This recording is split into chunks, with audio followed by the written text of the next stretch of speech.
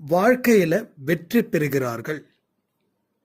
நம்ம குடும்பத்துல எத்தனையோ சண்டை சச்சரவுகள் இருக்கும்.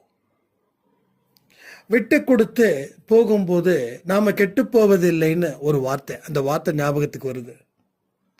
ஸோ நம்ம இந்த ஈகோயிசம் அது இது எல்லாத்தையும் ஓரங்கட்டி வச்சிடலாமே. ஸோ நம்ம கூட இருக்கிறவங்கள நல்லபடியாக பார்த்துக்கலாமே, சந்தோஷமாக பார்த்துக்கலாமே. அந்த ஈகோயிசம் இருக்க இருக்க நம்ம வாழ்க்கையில் ஒரு விதமான அன்பு இல்லாமல் வெறுப்பு மட்டுமே மிஞ்சி போயிடும். ஸோ அன்பினால வெற்றி பெறணும், அன்பினால வாழணும், அன்பினாலே தான் சாதிக்க முடியும்.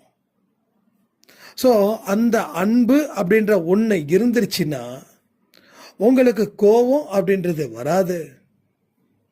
வாழ்க்கையில் வாழணுன்ற ஆசை இருக்கும்.